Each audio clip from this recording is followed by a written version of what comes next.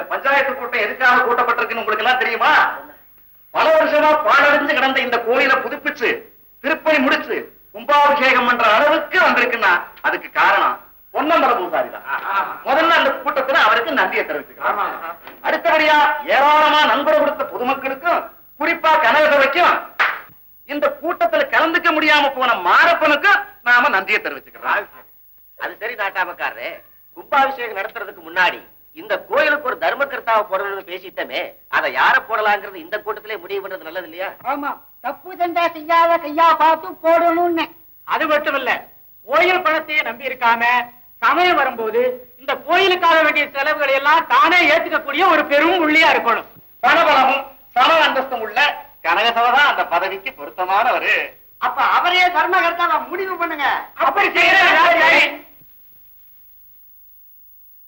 என்ன பூசாரி, நீங்க மட்டும் பேசாம இருக்கீங்க? எப்படியா பேசுறது? அதான் வாயை தச்சிட்டீங்களே. அந்த பதவிக்கு சுத்தம் தேவை. ஏங்க என்னமா ஒரு சுத்தம் தேவைன்றார? கோயில் குளத்துல போய் குளிச்சுட்டு வந்துடுறேன். பஞ்சாயத்துல அவங்க சொந்த அபிப்பிராயத்தை தைரியமா தாராளமா சொல்லலாம். இந்த கிண்டல்லாம் ஒண்ணு வேணாம். கனகசபை வந்து உட்காருங்க. இன்னும் எவ்வளவு விஷயம் பேச வேண்டியிருக்குது. பொன்னம்பலம், யாரு தர்மகர்த்தாவா வந்தா உனக்கு என்னையா? நீ பாட்டுக்கு மணி அடிச்சு பூஜை பண்ண வேண்டிய ஆள் தானே? கண்டவங்கள தர்மகர்த்தாவை வச்சுக்கிட்டு என்னால மணி அடிக்க முடியாது. நீ எந்த மணி அடிக்க முடியாதுங்கிற? இந்த மணியா இல்ல இந்த மணியா? ரெண்டு மணியும் சேர்த்து அவர் அடிச்சுட்டு போயிடுவார். இப்ப என்னையா சொல்ற? இவரு தர்மகர்த்தாவா இருந்தா நான் இந்த கோயிலுக்கு பூசாரி இல்லையா? இந்த வேலையால தானே அரை வயிறு கஞ்சி குடிச்சுக்கிட்டு இருந்தோம். இப்ப அதுவும் இல்லாம போயிடுச்சு. அம்மா வருத்தப்படாதீங்க. அப்பா காரணம் இல்லாம எதையும் செய்ய மாட்டாரு. அவர் சாப்பிட வர நேரம். வாஞ்சி, எங்கேயாவது போய் ஒரு குடம் நல்ல தண்ணி கொண்டா.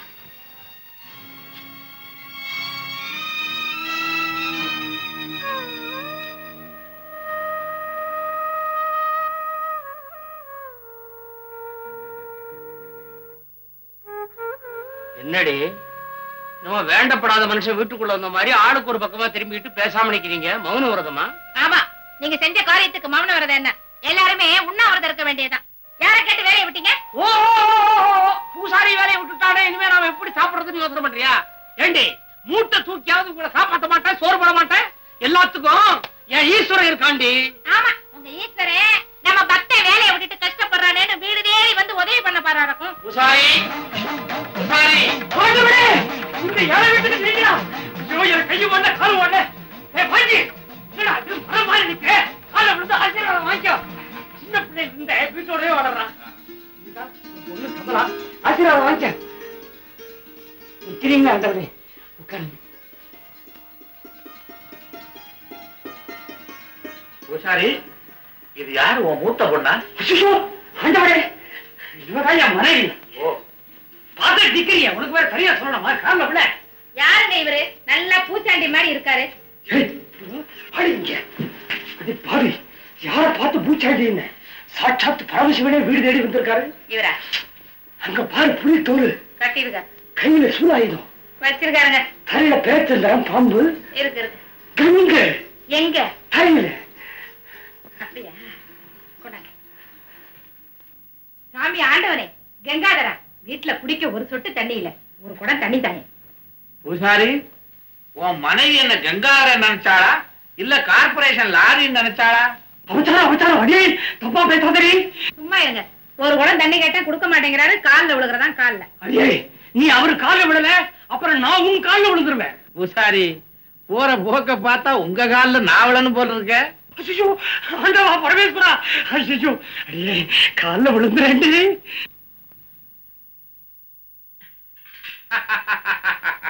பூசாரி, இமய மலையே என் கால்ல விழுந்த மாதிரி இருக்கு. ஆண்டவனே, இந்த ஏழை வீடு தேடி வந்திருக்கிறீங்க, இருந்து சாப்பிட்டு போகணும். பூசாரி, நீ சாப்பிட்டுட்டு போகணும்னு சொன்ன உடனே எனக்கு பசி எடுக்க ஆரம்பிச்சிருச்சு. என்ன கொடுப்ப? காய்கறி சாப்பாடுதான். பிள்ளைகறி கேட்க மாட்டீங்களே? அதெல்லாம் என்னுடைய திருவிளையாடுகளில் ஒன்று. அத்தோடு இப்போது பிறக்கும் குழந்தைகள் அவ்வளவு ஆரோக்கியம் இல்லை என்று கேள்விப்பட்டேன். அதனால் நம்பி சாப்பிட முடியவில்லை. ஆகையினால் பிள்ளைக்கறி சாப்பிடுவதே ஸ்டாப் பண்ணி விட்டேன் பெண்ணே. ஏன் பூசாரி, நீ பார்த்த பூசாரி வேலையை ஏன் விட்டுட்ட? தர்மம் நியாயம் ரெண்டுமே தெரியாத ஒருத்தன் தர்மகர்த்தாவா வேலை பார்க்கிற இடத்துல நான் வேலை செய்யறதுக்கு என் மனசு இடம் கொடுக்கலீங்க. ஏயா ஊரே கெட்டு போச்சு, ஊர் கடைசியில செக் போஸ்ட்ல இருக்கிற ஒருத்த மாத்திரம் நல்லவனா இருந்து என்னையா பிரயோஜனம்? ஊருடன் ஒத்து வாழலாம் என்னையா அர்த்தம்? சொல்லுங்க ஆண்டவனே. சொல்றேன். ஊர் நல்லா இருந்தா நீயும் நல்லா இருந்து ஒத்து வாழ், ஊர் கெட்டு போனா நீயும் கெட்டு போய் ஒத்து வாழ். இதுல என்னையா சிரமம்? ஆகையினால உடனே வேலைக்கு போ, அங்க இருந்துகிட்டே அவங்கள திருத்து, அப்பதான் ஒரு முடிவு கிடைக்கும். பாட்டியா? உங்க வார்த்தையை நான் ஒரு நாளும் மீற மாட்டேன் ஆண்டவனே. பரமேஸ்வரா, நானும் எவ்வளவோ காலமா உன்னையே வேண்டி தேவார பாடல் பாடிக்கிட்டு இருக்கேன். அடியானுக்கு எந்த வித வசதியும் உண்டாக்க மாட்டேங்கிற. உனக்காகத்தானே 10 வருஷமா இந்த தேவாரத்தை கஷ்டப்பட்டு கத்துக்கிட்டேன். அப்படி இருந்தும் எனக்கு நீ நல்லது செய்யல. உன் கோயிலுக்கு நான் பாடணுமா? பாட மாட்டேன், நிச்சயமா பாட மாட்டேன். இனிமே உன் கோயில்ல தேவார பாட்டு கேட்காது, நிச்சயமா கேட்காது, கேட்கவே கேட்காது.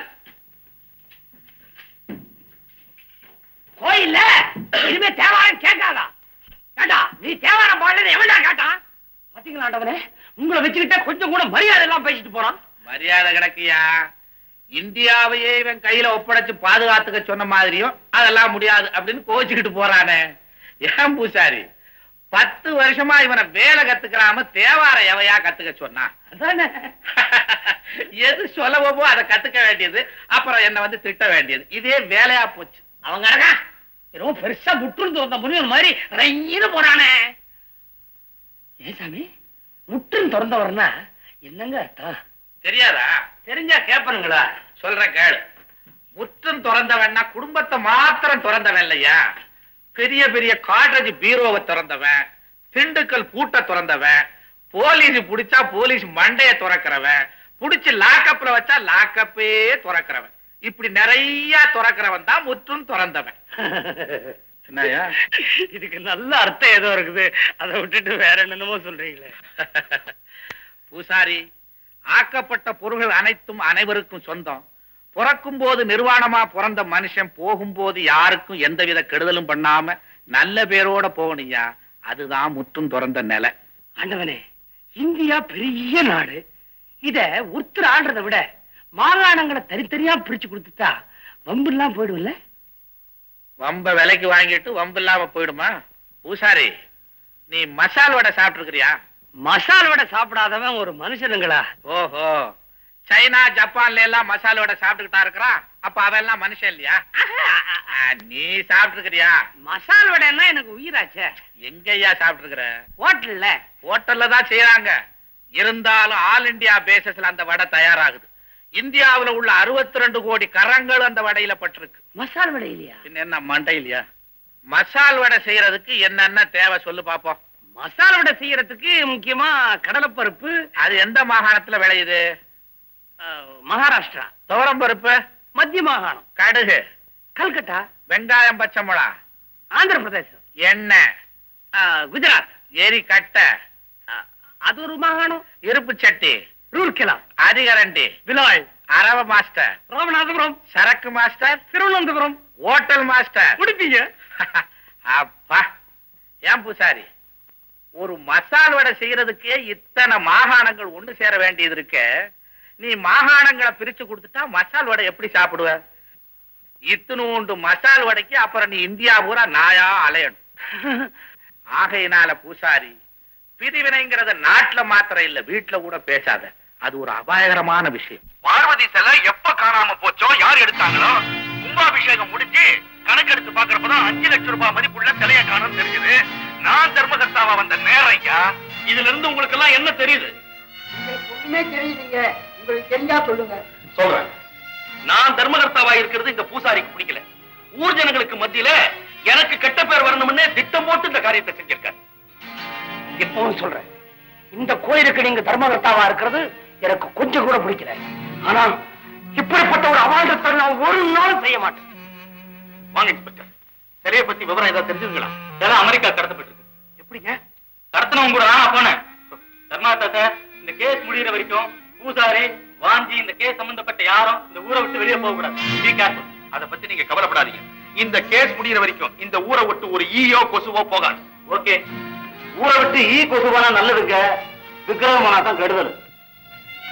ஆண்டவரே, கனகசபை கோயில் தர்மகர்த்தாவா வந்தா நான் பூசாரி வேலைக்கு போக மாட்டேன்னு சொன்னேனே. நீங்க வேற சொன்னீங்க மறுபடியும் வேலைக்கு போனா தாண்டா ஒரு முடிவு தெரியும்னு. இப்ப தெரிஞ்சு போச்சுன்னு முடிவு. நான் மனசார வேண்ட பார்வதி அம்மன் விக்கிரகம் காணாம போனது காரணமே நான் தான். நான் கூசாம சொல்றாங்களே, இது அடுக்குமா அடுக்குமா ஆண்டவனே? ஏன் ஆண்டவனே இவ்வளவு சொல்லிட்டு இருக்கிறேன், பேசாம உட்கார்ந்து இருக்கீங்களே? பூசாரி, இப்போது என்னுடைய எண்ணம் எல்லாம் உன் பேர்ல இல்ல. என்னுடைய மனைவி பார்வதியை தூக்கி கொண்டு போய் அமெரிக்காவில வித்துட்டானுங்க. அதே மாதிரி என்னையும் தூக்கி கொண்டு போய் சைனாவில வித்துட்டானுங்கன்னா அந்த 2 நாடுகளும் ஒண்ணு சேர்ந்தாத்தானே நாங்க 2 பேரும் ஒண்ணு சேர்றதுக்கு. ஆகையினால எனக்கு ஒரு உதவி செய்றியா? சொல்லுங்க சாமி. பரமசிவனையும் திருடுறவங்க அதே அமெரிக்காவில கொண்டு போய் வித்துடுங்கன்னு ஒரு போர்டு எழுதி வச்சிருக்கியா? நீங்க எதுக்கும் கவலைப்படாதீங்க சாமி, உங்களை நான் காப்பாத்துறேன். பாத்தியா பூசாரி என் நிலைமைய? பரமசிவனை பூசாரி காப்பாத்துற அளவுக்கு வந்தாச்சு. வாஞ்சி, எது போனாலும் மானம் மாத்திரம் போயிடக்கூடாது இல்ல? புரியல? நான் கேட்கிற கேள்விக்கு ஒளிக்காம மறைக்காம பதில் சொல்லுவியா? கேளுங்கய்யா. ஏண்டா வாஞ்சி, உன்னை நான் என் சொந்த பிள்ளைக்கும் மேல வளர்க்கிறேன் இல்லையா? ஆமாங்க. அன்னைக்கு பஞ்சாயத்துல கனகசபை என்ன அவமானப்படுத்திட்டானேன்னு அவனை பழிவாங்கணுங்கிற எண்ணத்துல அதான் அந்த பார்வதி விக்கிரகம் சம்பந்தமா நீ உடன்பட்டு இருந்தா உண்மையை சொல்லிடுறா. நான் யார் கால வேணாலும் விழுந்து மன்னிப்பு கேட்டுறேன். ஐயா, என்ன வார்த்தை சொன்னீங்க ஐயா? தாய் தகப்ப இல்லாத அனாதையான என்ன நீங்க தான் வளர்த்த ஆளாக்குனீங்க. அப்படி இருக்க வளர்த்து விட்ட உங்களுக்கும் வாழ வச்ச தெய்வத்துக்குமா நான் துரோகம் செய்வேன்? என் வாஞ்சி, ஒன்னும் எனக்கு தெரியாதா? அது சும்மா சும்மா சொன்னேன்டா. நீ தப்பா நினைச்சுக்கிட்டியா? நான் மன்னிச்சிடுறேன். ஐயா, அப்படிலாம் பெரிய வார்த்தை சொல்லி என்ன கொல்லாதீங்க ஐயா. இந்த கோயில்ல ஒரு கரண்டி பொங்கலை கூட திருடுத்திருந்ததில்லையா நான்? அப்படி இருக்க யாரோ செஞ்ச தப்புக்காக நம்ம மேல பழி விடுகுதே. ஆண்டவா, சீக்கிரம் சிலதர் இந்த சண்டாரனை கண்டுபிடிச்சு எங்களை நிரபராதியாக்கப்பா.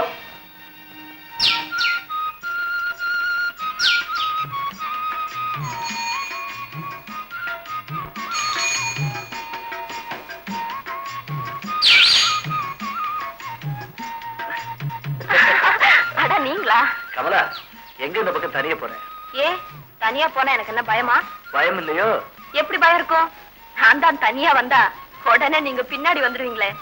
ஆமா, நான் இந்த பக்கம் வருவேன்னு உங்களுக்கு எப்படி தெரியும்? கும்பாபிஷேகத்துக்கு அப்புறம் உன்னை பார்க்கவே இல்லையே. ஓசில ஒரு சைக்கிள் கிடைச்சது, ஒரே ஒரு ரவுண்ட் அடிச்ச, உன்னை கண்டுபிடிச்சிட்டேன். ஆமா, இந்த பக்கம் எங்க போறேன்? அந்த ஆண்டவன் தான் சோதிக்கிறாரேன்னு இன்னைக்கு அம்பாளை தேடிக்கிட்டு போயிட்டு இருக்கேன். ஏன்னா ஒரு பெண்ணோட மனச பெண் தெய்வம் தான் புரிஞ்சுக்க முடியும்ன்ற நம்பிக்கை. சரி சரி, பின்னால உட்காரு, நானே அம்மன் கோயில கொண்டு போய் விடுறேன்.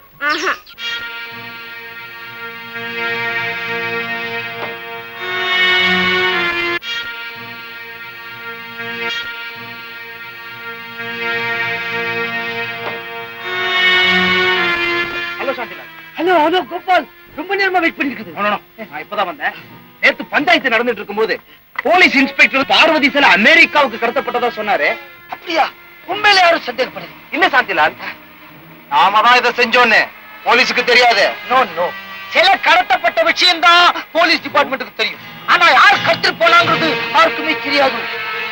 என்ன நினைப்பது? அதே மொத்தம் 5 லட்சத்துக்கு போச்சு. செலவு 2 லட்சம், மிச்சம் 3 லட்சம். 2 எனக்கு 1 உனக்கு. என்ன சாந்திலா, சிலைய கோவில்ல இருந்து கடக்கிறதுக்கே 10,000 ரூபாய் செலவு பண்ணிருக்கேன். கோபால், நீ கோயில்ல இருந்து சிலையை கட்டுறதுக்கு 10,000 ரூபாய் செலவு பண்ணேன்னா இந்தியாவில இருந்து சிலையை கட்டுறதுக்கு நான் எவ்வளவு செலவு பண்ணிட்டு பண்றேமா? சொல்லல, அந்த 10,000 சேர்த்து வாங்கிக்கோ. என்ன கொண்டு வந்திருக்கேன்? இன்னைக்கு ஈவினிங் 6 o'clock நம்ம வழக்கமா தங்குற ஹோட்டல் ரூம் நம்பர் 205 அங்க வந்து வாங்கிக்கோ. ஜாக்கிரதையா புறப்படு. ஏன் பயப்படுற? ஒண்ணுமில்ல, எனக்கு இப்ப கொஞ்சம் பணம் நெருக்கடி, அதனால சோதனை பண்ணிடாத. Don't worry Gopal. பொதுவா ஆண்டவன் நான் சோதனை பண்ணுவான். அந்த ஆண்டவனை நான் ஆசிட்ல போட்டு பார்த்து நல்ல ஆண்டவனா கெட்ட ஆண்டவனான்னு சோதனை பண்ணித்தான் பிசினஸ் பண்றேன் கோபால். நீ எதுக்கு எடுத்தாலும் ஆண்டவன் பேர்ல பாரத்தை போட்டு பிசினஸ் பண்றேன். அந்த ஆண்டவன் எவ்வளவு பாரம் இருக்கான்னு நான் நிறுத்து பார்த்து தான் பிசினஸ் பண்றேன். இந்த உலகத்துல எத்தனை எத்தனை ஆண்டவன் இருக்காங்கிறத பத்தி எனக்கு கவலை இல்லை. அவங்க எத்தனை எத்தனை கிலோ இருக்காங்கிறத எனக்கு முக்கியம். ஓகே, ஈவினிங் மீட் பண்ணலாம். கண்டிப்பா வருதா?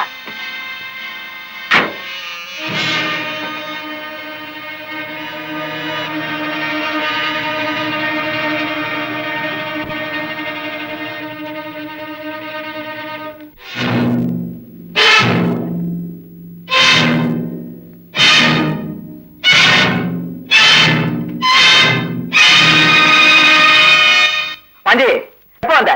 இப்பதான் வந்தியா? நீ அந்த சாந்திலால் கிட்ட பேசிக்கிட்டு இருக்கும் போதே வந்துட்டேன். ஏன் அவரை சும்மா அனுப்பிச்சிட்ட? கோயில்ல தான் ஏராளமா சாமி சிலைங்க இருக்க, அதுல இன்னொன்னு தூக்கி கொடுத்தா சாயங்காலம் இன்னொரு லட்சம் கிடைக்குமே உனக்கு.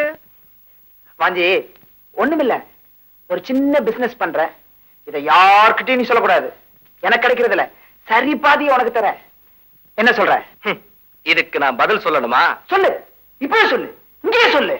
இங்க சொல்ல மாட்டேன்டா. யாருகிட்ட போய் எதை சொல்லணுமோ அதை சொல்லுவேன். யாரு வந்து உன்னை விசாரிக்கிறாங்களோ அவங்க கிட்ட குடுறா அந்த சரி பாதிய. வாஞ்சி, கோவில் உண்ட கட்டிய தின்னுகிட்டு கண்ட இடத்துல தூங்குற அனாத பயணி, ஊருக்கு பெரிய மனுஷன் புள்ள கிட்டியா மோதுற? உரு தெரியாம போயிடுவ, ஜாக்கிரதை. உரு தெரியாம போனாலும் பரவாயில்லடா, எனக்கு உண்மை தெரிஞ்சு போச்சு. வாஞ்சி, உன்னை இந்த இடத்தை விட்டு ஒரு அடி கூட எடுத்து வைக்க நான் அனுமதிக்க மாட்டேன். நீ அனுமதிக்க மாட்ட, நான் உன்னை மதிக்க மாட்டேன்டா.